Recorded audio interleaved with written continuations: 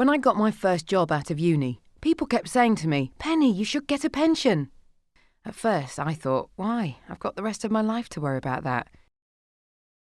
Then a friend said something that made me think. Ever wondered why there's so many sayings like, "reap what you sow" and "you've made your bed, now lie in it," she says. There's no way of predicting how well off you're going to be in the future, she goes, especially as the state pension is changing with people living longer these days. As it is, the state pension is barely even enough to cover the basics. You try getting by on 100 quid a week for a couple of months and you'll see what I mean.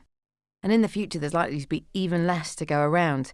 I don't want to spend my final years scratching around for rations and a roof over my head. Plus, the age you can claim state pension is getting older and older by the day, and I might not want to wait that long before I retire.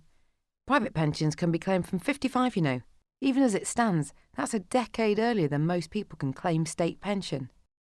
And when I do retire, I might want to take out a lump sum. You can't do that with a state pension. Basically, when it comes to my future, she says, I want to be in the driving seat. OK, fair enough, I say. So maybe it's worth getting a pension at some point, but why start now? The early bird catches the worm, she says. The longer you live, or the earlier you decide to retire, the more money you'll need to live on, and the longer it'll take you to save up. Start now, and you could double your money. Well, I fully intend to live to a ripe old age, and have no desire to live on the breadline, so I did some research. I found out that one of the best ways of obtaining a pension is through your employer. You pay contributions into your pension direct from your wages. The added bonus is that your employer also coughs up. So imagine you have two people that do the same job for the same company and are both on the same salary. If one is in the pension scheme and the other isn't, the first person is actually being paid more. It's just that their extra money can only be accessed when they retire, like a deferred bonus.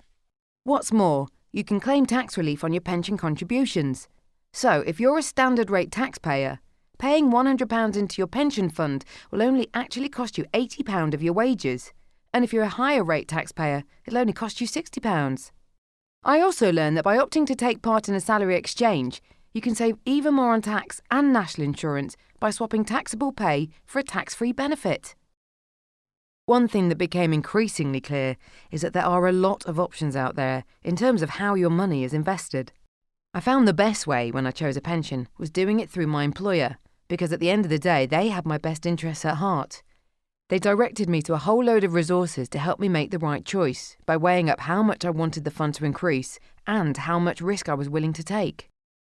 The thing that surprised me most was that it wasn't as difficult as I thought it was going to be. I'd been putting it off and making excuses when really there was no need. So, like my friend, I started saving for the future. That was 50 years ago, and now she and I are about to go off on holiday to Barbados. So I suppose you could say that the bed I made back then is a sun lounger, and I'm very much looking forward to lying in it.